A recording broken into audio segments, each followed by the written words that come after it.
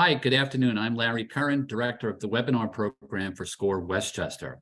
Welcome to our webinar on the 5 factors that differentiate successful small business owners. This is a critical topic for all businesses. We will be learning from Bill Graham, who has more than 30 years in consumer-related businesses. You will learn a lot of useful ideas and information from Bill today. Bill, advance to the SCORE slide, please. But first, I want to say a couple of words about SCORE. SCORE Westchester supports local entrepreneurs through free confidential mentoring and educational programs like this. Our clients are startups and established businesses. Our volunteer business mentors draw on wide-ranging industry experience and expertise. You can reach us at westchester.score.org. Now for some housekeeping. Next slide, please, Bill. Everyone will be muted during the presentation. As we go, please submit your questions and comments using the question and answer, not chat button. We will leave time at the end of the webinar to answer those questions. Also, a link to the recording will be sent to everyone afterwards. It is now my pleasure to introduce Bill Graham. Bill is a business leader with more than 30 years of experience across a wide range of consumer-related businesses. We are also proud to say that Bill is one of our new SCORE Westchester mentors. Bill, it's up to you. All right. Well, listen, thank you very much, Larry, and I'm really glad to be here. I'll start with just a quick question, and if I could just get a show of hands in the chat room electronically, how many of you on the call today own your own business? Okay. How many of you are considering starting one? All right, cool. So, typically we do see a nice mix. And, as Larry shared, SCORE's mission is really to foster vibrant small business communities through mentoring and education. And it's really in that spirit that over the course of the next 30 to 40 minutes, I'm going to share with you at, I would say, a high level, some of the differentiating success factors that we see between those small business owners that are successful and those that aren't. I think it's also a great opportunity for those of you not familiar with SCORE to just give you a sense of how and where an organization like SCORE might be able to help support you in your journey. So let's just start with the obvious question. Why do some businesses fail? And the answer really are many reasons. That said, when you look at the data, there are really 5 main ones. And in fact, 2 of the top 3 are cash and financial related. So clearly, having a good handle on the financials is a must. Other reasons include no market or need for the product or service. At SCORE, we like to call that a solution looking for a problem, which is not good and certainly not where you want to be. Other reasons could be, you don't have the right people or the right skills, including yourself. And last and certainly not least, you're outplayed by the competition. But here's the good news. The good news is that, in fact, many small businesses do, in fact, succeed. In fact, 80% of new businesses make it to their 2nd year, and nearly 60% of businesses make it to their 5th year. Those are pretty good numbers when it's all said and done. And what's even more powerful is there's definitely things that you can do to improve your probability of being on the winning side. So what does make the difference between those small business owners that are successful and those are not? At SCORE, we're fortunate to have the opportunity to work with a lot of small business owners. And because of that, we're uniquely positioned to see both the good and the not so good. And I will tell you, while there are no silver bullets as to what makes a small business owner successful versus not, we definitely see some common characteristics amongst those small business owners that are successful and those that aren't. So So what are they? So we typically, or I would say most commonly, see 5 differentiating factors for success. And to be clear, I'm sure there is nothing that is really new for any of you here, but what you might be surprised by is how infrequently some of this we actually see in application. 1, business owners have a strong business plan. 2, they more accurately assess their financial needs. 3, they get the bid decisions right more consistently. 4, they keep the score. And 5, they better anticipate and plan ahead. So again, I'm sure nothing new, right? So let's get going and dive a little bit deeper into each of these 5 areas. We'll start with the business plan. So we often get this question at SCORE: do I really need a business plan? And it's a fair question. Is it really necessary? And our answer at SCORE is a huge yes, for the simple reason that failing to plan is planning to fail. Think about it. I mean, business plans are very helpful in several ways. 1, they can serve as a really important guide or roadmap for you to capture your key assumptions, your strategies and goals. 2, when you do a business plan, it really forces you to put things on paper, which can enable you to help uncover some of the key issues that you might face up front, which is going to help you avoid some of the common causes of business failure. 3, a business plan can serve as an excellent communication tool for key stakeholders like investors or future employees. And then lastly, it's often a requirement for potential lenders and investors. So as your business gets bigger and you're in the need for loans, you're typically going to find that banks and lenders will require a business plan. And well, in this webinar, we're not going to go into the details of what makes a successful business plan. I do want to touch on what I would call some of the main elements of a strong business plan. Think of the business plan as really the what and the why and the how of your business. The what really being what your company does, the products that you offer, or if you're in a service business, the services that you offer. The why is really, again, what makes you so special, right? Why should I buy you? What's your unique point of difference or value add versus other players that might be in the market? And then finally, the how, your business model. How are you going to run it? How are you going to make money? What are some of the big assumptions that you're making, financially and otherwise? And then it's also really good to make sure that in your business plan, you're capturing risks, right? What are some of the risks and obstacles that you might face, and maybe some contingency plans around how you might overcome them? And again, today's webinar is not about getting into business plan details. There's an abundance of information, great examples out there online. In fact, I've got 2 resources here, the Small Business Administration website and the SCORE website, where there is some great examples of good business plans. You can type it on Google. There's some great YouTube videos.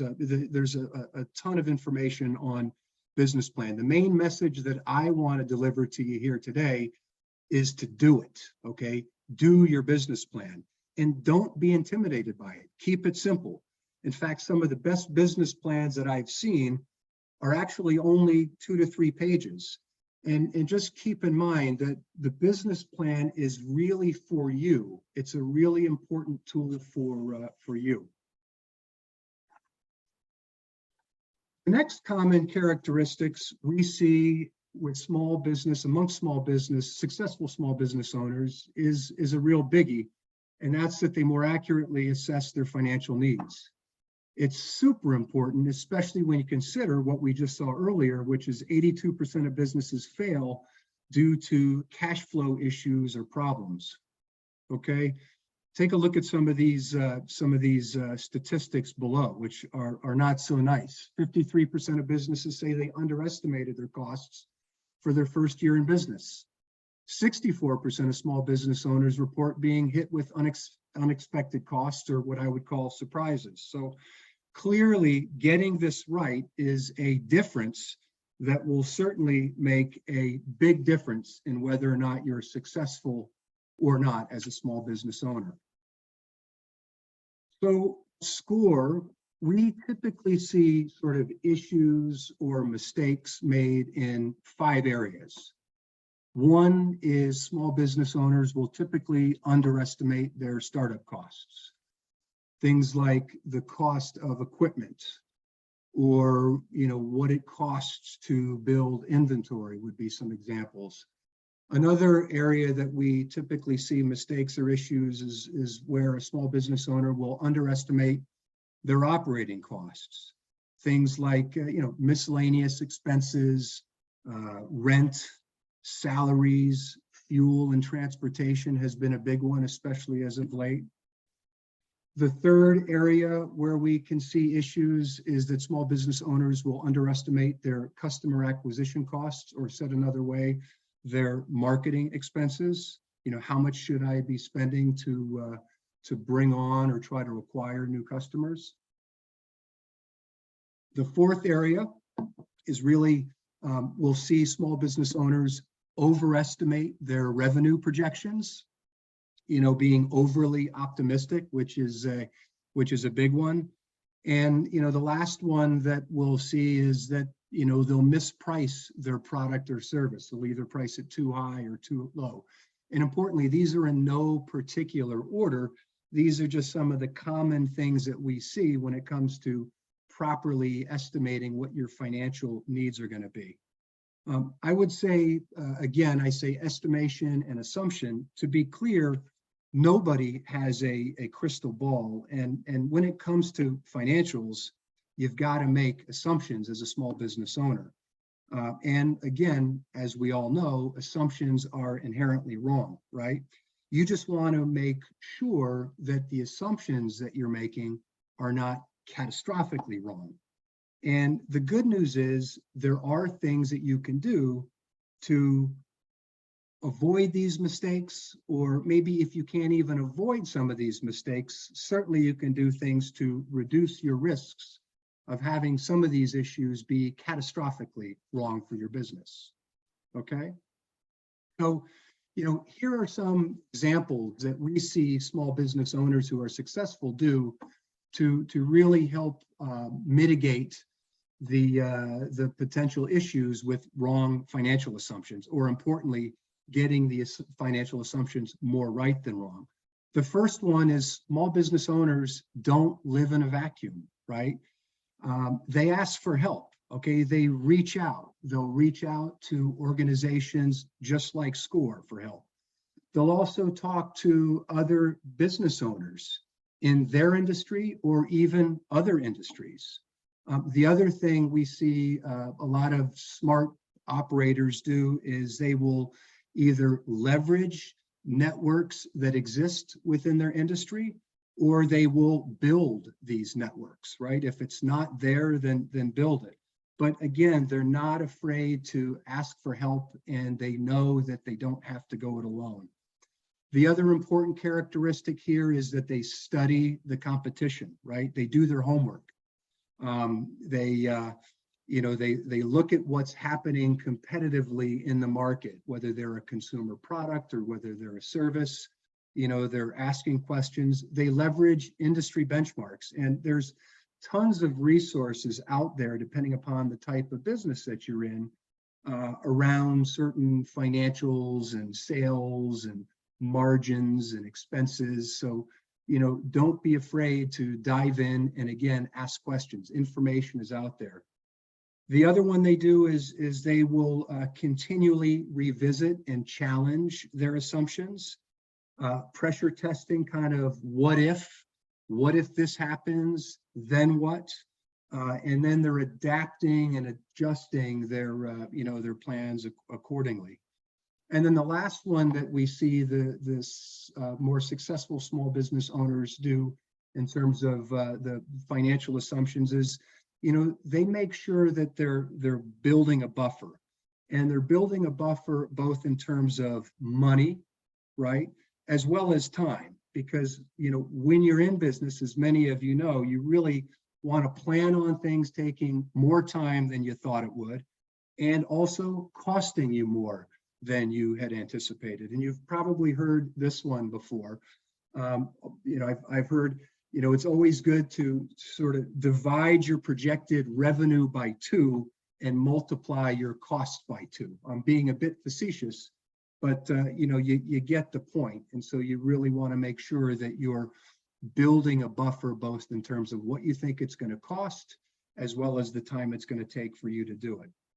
So, when it comes to financial needs, I think it's probably worth a few minutes just talking about cash, cash management, right? I think, as I mentioned earlier, one of the most common reasons, in fact, 82%, that businesses fail is really due to poor cash flow management.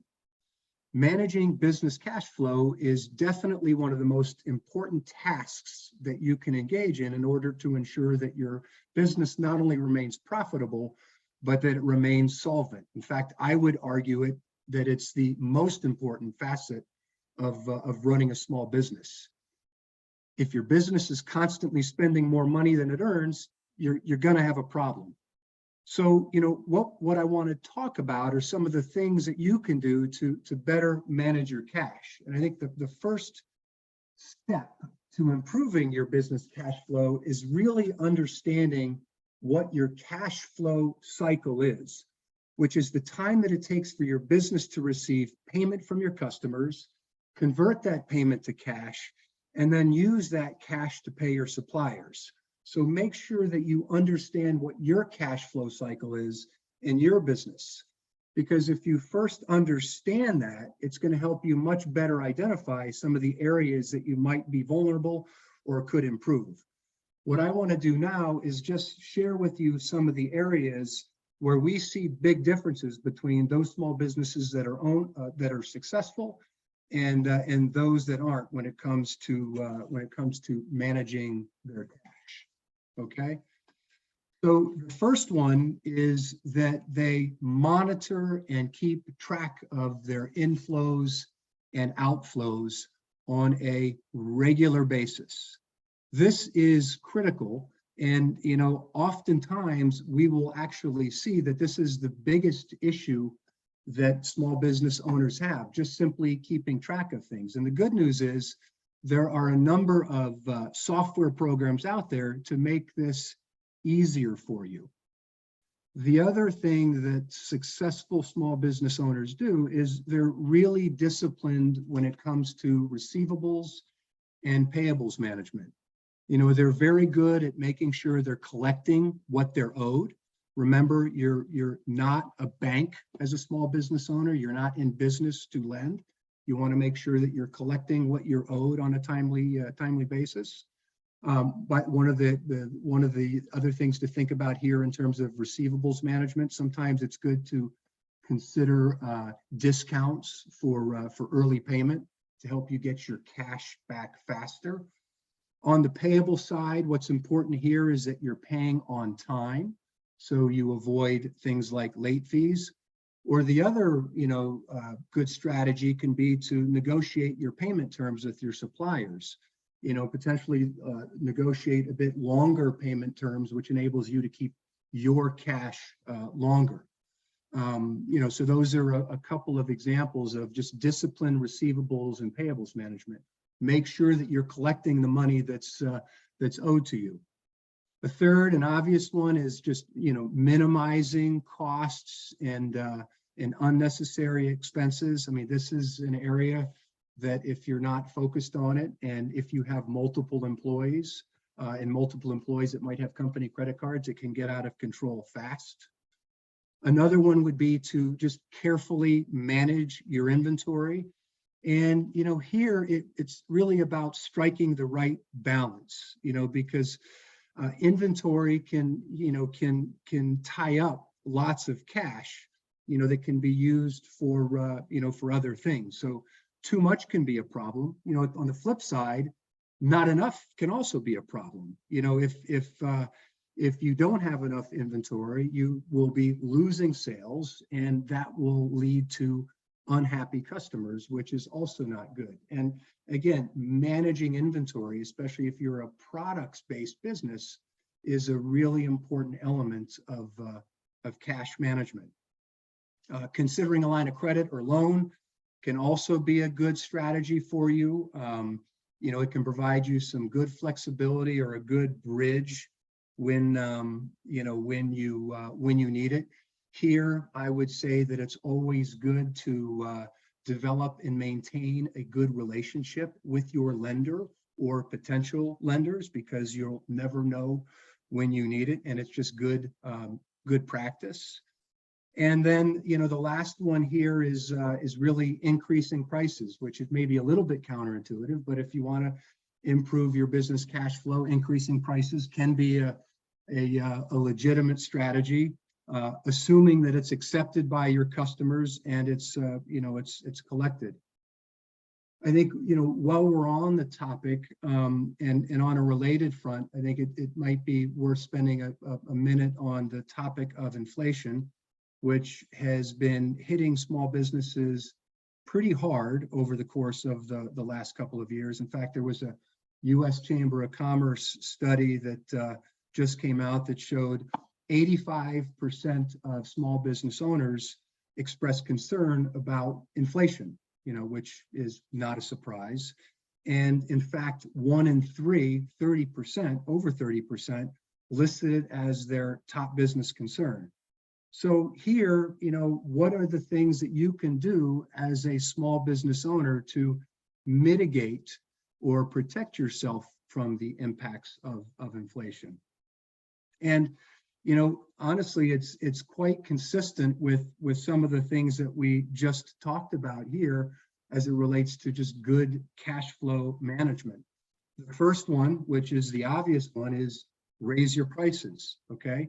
80% in that same survey, 80% of those surveyed small business owners that were surveyed have actually already increased their prices in an attempt to counter inflation. But again, it can be a risky strategy if your customers don't accept it. And here it goes back to one of the other points that I made, which is really being a student of the market and what your competition is doing. But again, raising prices is a legitimate and oftentimes effective strategy to mitigate inflation. Another one would be the obvious one, which is very similar to cash management, and that's reducing costs and minimizing expenses.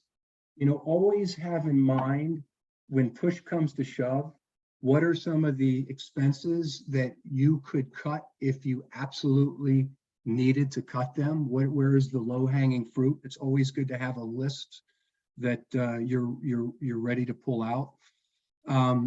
Evaluating your product offerings here. So, eliminate some of the, again, this is if you're a product business, eliminate some of the poor performers. Don't waste your energy on poor performing inventory. The idea here is you want to make sure you're putting your cash to the best possible use it can. And, and that relates to just this whole idea of lowering your inventory because inventory ties up cash. But again, it's about striking the right balance of having enough inventory to, sell against versus having too much inventory. So those are just a few, not exhaustive, but a few ideas and strategies and things that, that you can do to help mitigate inflation. So the third differentiating factor that we see common amongst small business owners that are successful and those that aren't, are that they get the big decisions right more consistently. As many of you know who are small business owners, you're faced with tons and tons of decisions every day, and there's absolutely no possible way that you're going to get them all right. But the successful small business owners really do get those big decisions right more consistently. Not all the time, but more consistently. And today, what we're going to touch on are, what I would call 3 of the bigger decision areas that small business owners are faced with, and just maybe provide some perspective on the kind of things that you want to make sure you're considering when making these kinds of decisions. And those three areas are, pricing. So where should I price my product or service? Another would be marketing. So what should I do in terms of marketing? What should I spend? How should I acquire customers? And then the last one, is around hiring, especially if you're, you're a one employee company, but even if you've got more employees, at what point should you think about hiring your first employee, your second employee? I mean, these are really big decisions that small business owners, need to get right. So let's just start with, with pricing. Here, when it comes to pricing, like a lot of things, it really depends. And well, I can't sit here today and give you the right answer for your business. What I can do are give you some important things to consider and ask yourself when you're considering pricing. And it's always good to remember that pricing is really what I would say that it's the convergence of really three things, right? What your strategy is, what the market's perception is of your product or service offering, and then what's happening competitively, what other options exist out there. When it comes to pricing, it definitely is an art, but it's an art that is grounded in solid rationale. So what are the things that you need to be considering when you're thinking about pricing your product? First of all, what is your product or services positioning in the market? And what I mean there is, are you more of a premium offering? Are you sort of an on par with the rest offering, which is a dangerous place to play? Are you a niche offering, which is more similar to premium? Or are you more of a value play, or a play that's more, catering towards affordability? But knowing that is a really important part of determining what the right pricing strategy is for you. The other thing to think about is, what's your goal? Is your goal to gain market share? So to win more customers? Is it to increase your profit? Is it to grow your sales? I mean, those can be similar, but also very different. And it's important that you do that, very intentionally. We talked about competition, here. So what is your competition's positioning, and where are they priced? And if you're going to match their positioning and pricing, you better be doing something different, or you better have access to a unique set of consumers that are going to keep you in business. So again, knowing where you sit versus your competition is important. And then, a really important one here is just knowing your costs and making sure that you're taking the time to really think through, what your costs are. It's the cost of goods if you're a product company, it's the cost of your service, which would include fuel and labor, as a service company. What are the margins that you want to make in this business? And then what's your break-even point? Really being clear on these things as you're setting your pricing is going to set you up for success. It's not guaranteed, but it will certainly help to improve your probability of being successful. And remember that when it comes to pricing, it isn't set in stone, right? You can always adjust and tweak your pricing. You can take it up, you can bring it down, depending upon how your sales are, what your customers are saying, and what's happening in the market. By the way, when it comes to pricing, I've also been very successful in testing different pricing options in different markets or in different segments, and seeing what you learn there. But just remember, there is a level of flexibility when it comes to pricing. So another big decision that small business owners are faced with is really around marketing. And here, once again, like many things, with small businesses or any other businesses. It really depends. But when it does come to marketing, there are really four things that I would say you want to be very clear on. Who's your customer, right? So, who is that target customer? What is your offer? What is the unique problem that you're solving for them? You really want to make sure that you know that. And by the way, how that's different. Make sure that when you're thinking about marketing, you have a message, right, that is clear and that tells me exactly why I should buy you versus the other options that that might be out there in the marketplace. I also think it's really important that you know, or at least have an idea of how, when, and where to reach your target customer. And it's what we call the marketing mix. So how are you going to reach them, with the message? When is the best time based on where they are, and where are they? And all of those are important considerations as you think about landing your marketing. And similar to pricing with marketing, don't be afraid to test and learn and just try new things, right? So, that's a little bit about kind of marketing and things to consider. The last point that we'll touch on is really on spending. And here there really is, I would say, no hard and fast guide. It depends on a lot of factors, things like the competitive intensity of the marketplace that you're in. And if it's a very competitively intense market, you might need to spend more marketing dollars to stand out or to get on the radar of your target market or customer. Do you need to spend a lot or a little? Again, the competitive intensity of the market. The other important thing to consider is just the complexity of the message. How complex is your solution? How difficult or easy is it going to be to tell your story? There are some products that that require a lot of education, and some are very obvious just by looking at it. But those are all considerations when thinking about marketing.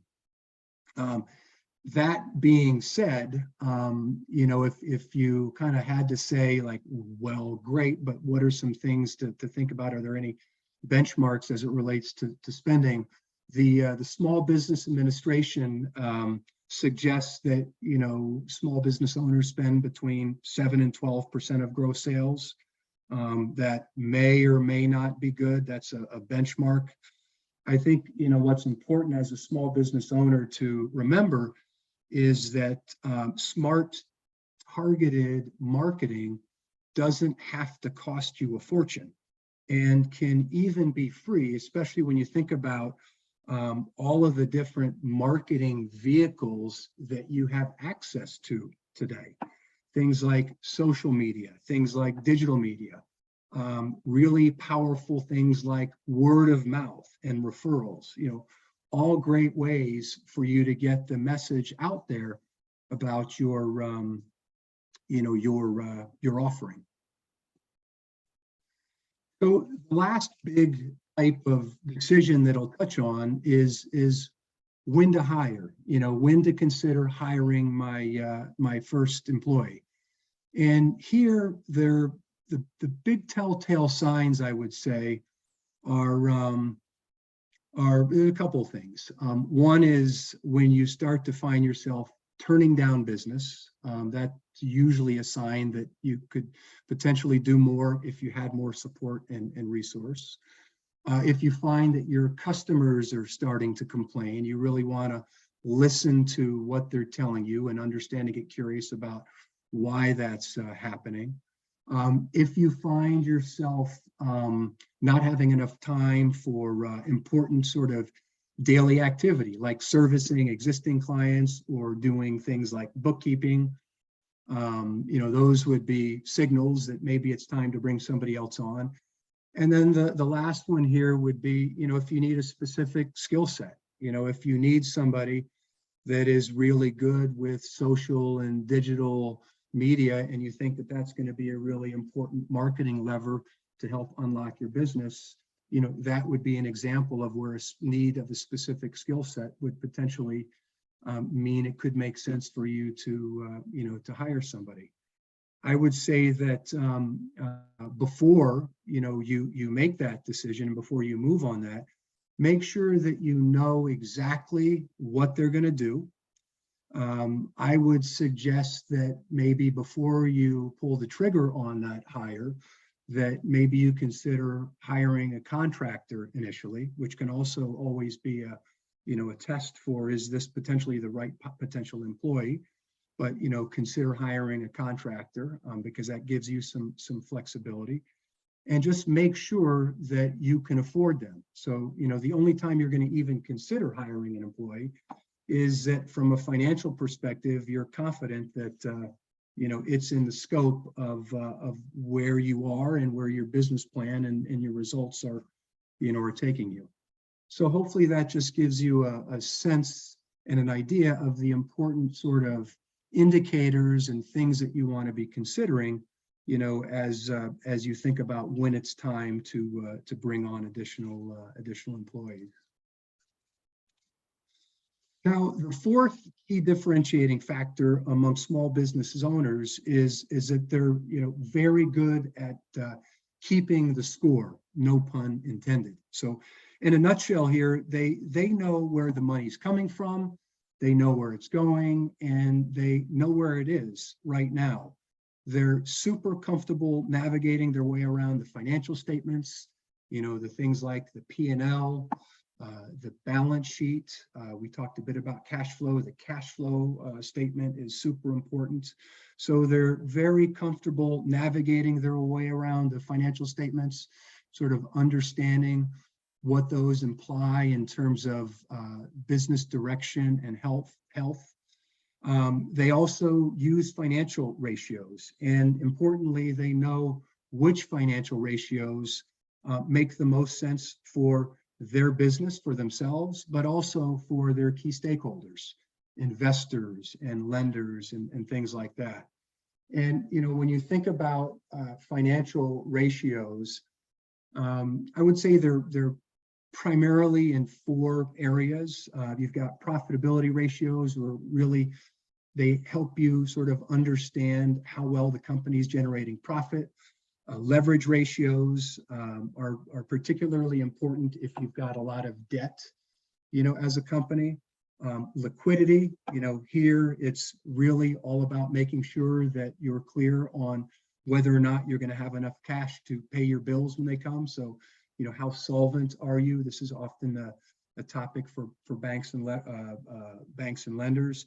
And then the fourth area is just efficiency ratios. And this is really, you know, how efficiently does the company use its assets and capital? So again, the point here is not to go through these exhaustively, but it's to make sure that you know that those small business owners that are successful have a good handle on what all this means. They're comfortable navigating the statements, and they have a good sense for which ratios are most helpful in really determining the health and the direction of their business.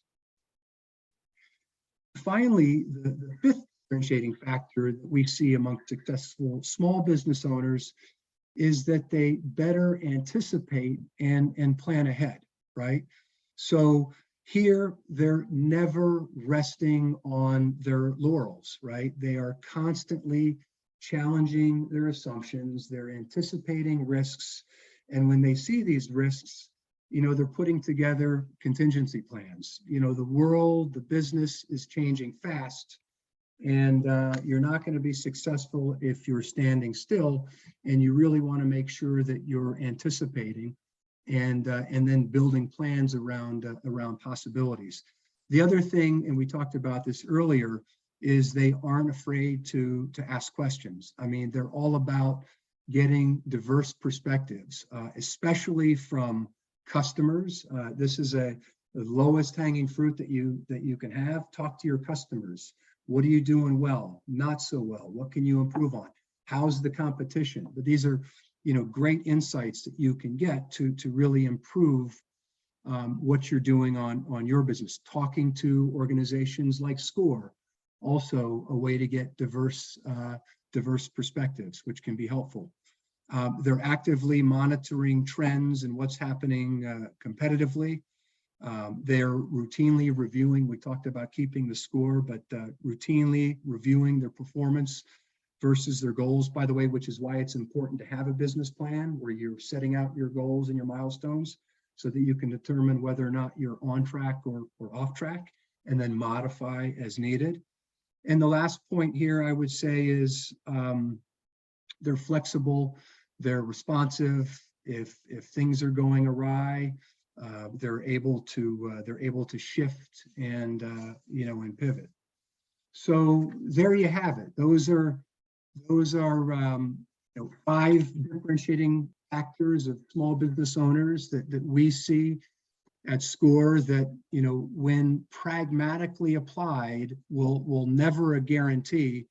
They will certainly provide you with the potential to increase your chances for sustainable success.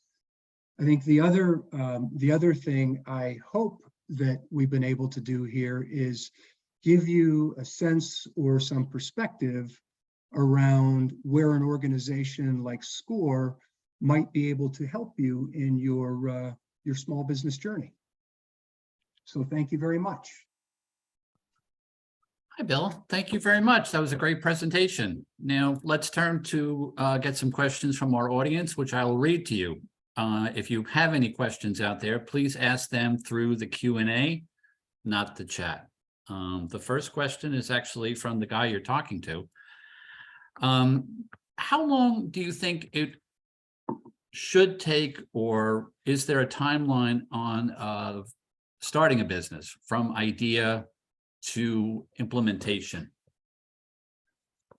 That's a really good question, and it really depends on the kind of business you are. If you're a service business and you're thinking about landscaping, I mean, part of that is going to depend on where you are in the journey. Do you have equipment? Do you need to buy equipment? And so depending upon where you are, that can take time. If you're a product organization, thinking about sort of how you're going to build that product, how you're going to manufacture that product and get it out, it really depends. When it comes to business plans, starting out, I typically counsel folks to do a business plan that is at least a year out. When you're a more developed business, some of the businesses that I ran were, you do typically 2 to 3 year business plans, but it really depends. But, I would say on average, it could 12 to 18 months, depending upon, what's going on. It's a good question. And, unfortunately, there's no easy answer there, right? And, Larry, you're, also a mentor. And so you know this, it really depends on where the client is and how much of a head start they have or not. But it's, plan on it taking more than you anticipate. I've had, clients that feel like, gosh, we can get out there in 3 to 6 months. And when you sort of go through the questions and get a sense of where they are, you realize, part of it is just managing their expectations around how realistically some of this can happen. Okay. We have a question from Gloria, who says, what's the best approach to announce those price increases you recommended, if at all? So depending upon the business, I would say, for example, in my previous businesses in the consumer product industry, customers like Costco and Walmart and Target will typically require that you give them 60 to 90 days written notification of the pricing. And now I highly recommend that you don't just sort of give them the notification and say, hey, we're taking our price increase. You want to make sure that you have a a real clear rationale and logic. So again, coming back to what we talked about with regards to pricing, make sure that you have a sense, you're clear on, you know, where the cost drivers are, you're clear on what's happening competitively, and that you've got a good narrative and story to tell your customers why your pricing is, you know, is going to be going up. You know, again, if you're in the landscaping business, it can be fuel, transportation, labor, right? And those are real and everybody can see it. But for me, it's always important that you do this as transparently, you know, as you can, and you don't surprise your customers. You give them some time to digest it. But, you know, in consumer products, it's 60 to 90 days. And we do take them through the rationale, which usually isn't a surprise for them because they're dealing and facing the same kind of costs as, you know, as we are. So hopefully that answers your question, Gloria. The next question we have is from anonymous attendee. Aren't we supposed to go up 2 to 5% a year regardless? Well, that, you know, again, that really depends. I mean, if inflation, you know, is through the roof now and it got way ahead of us, it really depends on your business. And based on your business and the sensitivity of your customers, if you believe that your customers are, you know, willing to accept, you know, a 2 to 5% increase on your product or services of each year, you know, great. If that works for you, be careful. They may push back, and you need to be prepared to either walk away from that customer or, you know, or make some adjustments. You know, so again, I would not just expect that you can take price 2 to 5% every year, and it just depends on your product or your service.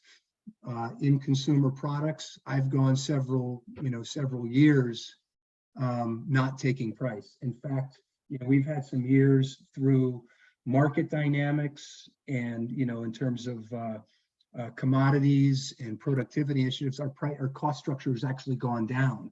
So we've improved our margin, we've held our pricing flat. Over the course of the last couple of years, we've had to take price. But, you know, it's not just a sort of automatic plug and play. It needs to be done very thoughtfully, with logic, and just be prepared for, you know, the response of your customer, and be mindful of what your competitors are doing as well. Okay. Next question is again from our friend anonymous attendee, who says, should we do a P&L analysis quarterly or yearly? Oh, I would say as frequently as it makes sense. I mean, you know, I would, for me, at minimum, I would, and by the way, this may not be for everybody, but at minimum, depending upon where your business is in its evolution, I would say monthly. You know, I would do a monthly, a monthly reconciliation. It also depends on what your payment terms are and what your receivables terms are. But a good benchmark would be monthly. But if you're a fairly new business where not a lot is changing, quarterly can work too. So definitely start quarterly, and then as things progress, you know, consider monthly. And the good news is there are some great software programs that can just automate this for you, and, you know, Quicken Books, you know, and again, not to be a commercial for any particular software program, but there's a lot of good ones that enable you to do this stuff pretty real time. Okay. Amanda Russo is saying she's in her business for 6 years, and she thinks that they need to reevaluate their marketing strategy. Do you have any suggestions on where to start? Depending upon where you are, Amanda, you know, it sounds like, you know, this falls in the don't be afraid to ask questions, which you're asking the question, which is great. And then it's about making sure that, you know, you get with the right folks that can help you answer those questions. And, you know, so it could be, reaching out to an organization like SCORE, where you can provide a bit more sort of clarity on your business and, where you're seeing some of the current challenges or opportunities. It could be sort of talking to others in your market, leveraging a network that might exist. Sometimes competitors, friendly competitors, but maybe a good place to start would be to reach out to somebody in the SCORE organization as a starting point. Okay. And as we learn more about where you are, we can, point you in more concrete directions. Okay. We don't have any more questions, but we have a very nice comment from Karen. So I'm going to read this one. She said, "No questions. That's just thank you for your time. The presentation was great, very clear and easy to understand the slides, great pace and tone." So Super. You did well for your first webinar. Thank you. All right. So I think we'll leave it there. As a reminder, you will all be receiving a link to the recording. Now, please join me in thanking our presenter, Bill Graham, and the Small Business Administration for its support of SCORE. We also want to thank the Gosling Media for their help with today's webinar.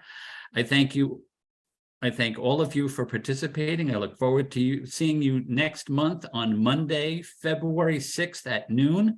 Watch your email. It's going to be a presentation on how to use Instagram.